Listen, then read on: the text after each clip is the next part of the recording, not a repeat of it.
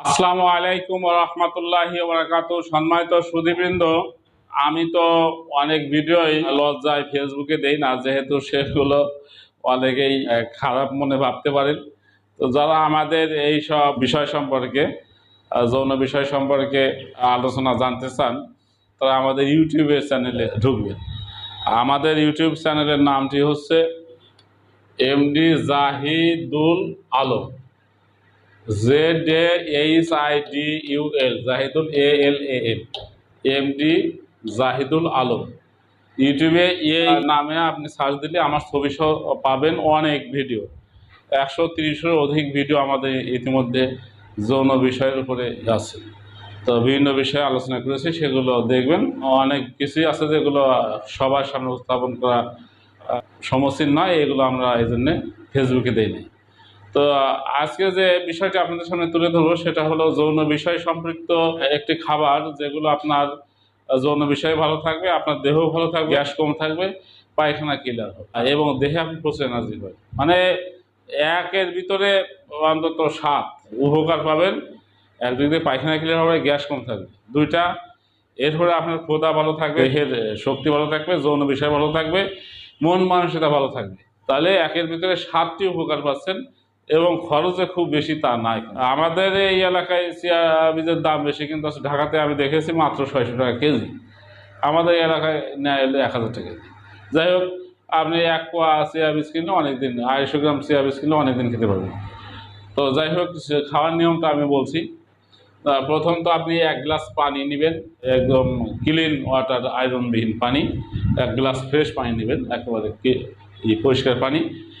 1 চা চামচ দিবেন, চিয়া বীজ দেবেন তার মধ্যে। 1 চা চামচ, যদি পানি একটু গ্লাসটা একটু বড় হয়, পানি যদি একটু বেশি হয়, তাহলে 2 চা চামচ নেবেন। 2 চা চামচ চিয়া বীজ দিবেন 1 গ্লাস পানির মধ্যে। আর 2 চা চামচ ইসবগুলের ভুসি। আপনি যতটা চিয়া বীজ দেবেন ততটুকু আপনি ইসবগুলের ভুসি দিবেন ভিতরে। আর ভিজিয়ে রাখবেন 30 মিনিট, দিয়েই খাবেন না। ওটাকে আপনি 30 মিনিট ভিজায় রাখবেন, ওর ভিতরে পানির নিচে চামচ দিয়ে দেবেন, পানিতে ভিজিয়ে রাখবেন ভালো করে, ভেসে যেন না থাকে। আর 30 মিনিট পরে আপনি ওইটাকে আবার চামচ দিয়ে ভালো করে মিশিয়ে নেবেন। নেওয়ার পরে আপনি এটা খাবেন প্রত্যেক দিন সন্ধ্যায়, মাগরিব নামাজের আগে, মাগরিবের আজানের আগে এটা খাবেন। খাইলে আপনার রাতের খাবার যদি আপনি প্রথম দিকে খান, আপনার সুন্নত তরিকায়, সুন্নত নিয়মে এবং চিকিৎসা বিজ্ঞানের থিওরিতে, আগে তো এটা সুন্নত হয়েছে, চিকিৎসা বিজ্ঞানে পরে এটা গবেষণা উপলব্ধি হয়েছে যে আসলে খাবারটা, রাতের খাবারটা প্রথম রাত্রে যত তাড়াতাড়ি খাওয়া যায় ততই ভালো, এমনকি সন্ধ্যায় খেলে আরও ভালো। তা যাই হোক, মাগরিবের পরে হয়তো আপনি ডিনার করবেন, আর মাগরিবের আগে আপনি এটা খেয়ে নেবেন। তাহলে আপনার ওই এনার্জি থাকবে, ফিরে আসবে, এবং যে আপনার প্রোটিন খাইলেন এর জন্য পেটটা একটু ভরা ভরা থাকবে। সন্ধ্যার খাবার আপনার বেশি খাইতে মনে চাবে না, কম খাওয়ার সুবিধা হবে এটা, এই জন্যেই খাবার আগে খাওয়ার কথা বলছি। তা আপনি রাতে অল্প কিছু খাবার খাইলেন, এরপরে আপনি একটু হাঁটাহাঁটি করে, রাত্রি খাওয়া দাওয়া করে ঘুমাবেন না, একটু হাঁটাহাঁটি করে ঘুমাবেন বা একটু কাজ বাজ করে ঘুমাবেন। তো ঈশার পরে আপনার 9টা থেকে 10টার ভিতরে আপনি যদি বেডে যান, তাহলে দেখা যাবে আপনার ঘুমটা ভালো হবে, ভোরবেলা পায়খানা ক্লিয়ার হবে। ভোরে আমি যে প্রশ্ন আপনার এক্সারসাইজ দেখেছি ওইটা যদি করেন, তো পায়খানা তো ক্লিয়ার হবেই, এটা ভিতরে আর কোনো নাই।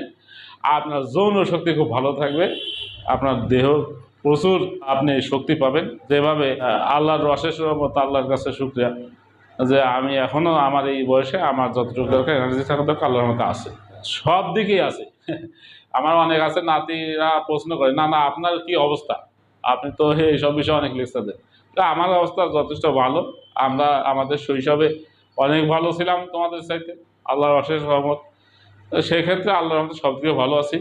আর এই খাবারগুলো আমি যেগুলো বলি, অধিকাংশ খাবারই আমি খাই, যেগুলো সামর্থ্যে কুলায়, দাম কমের ভিতরে ভালো খাবারগুলো খাওয়ার চেষ্টা করি। আর বাদটুক খাওয়ার কমাই দিছি।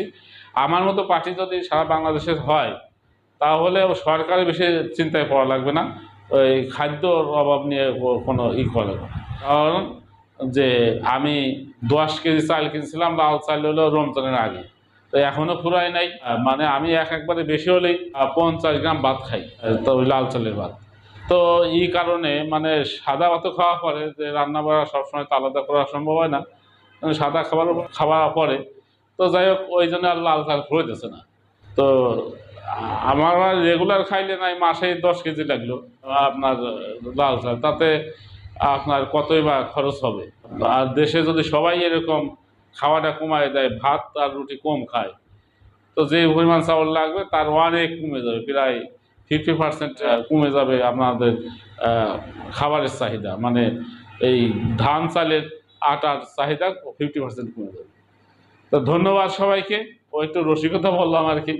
আসলে তো ওইটা খাদ্য অভাব দূর করার জন্য আমার ভিডিও না, ভিডিও হলো আমার দেহকে সুস্থ রাখার জন্য আমার যেটা করা দরকার সেটা আমরা করবো ইনশাল্লাহ।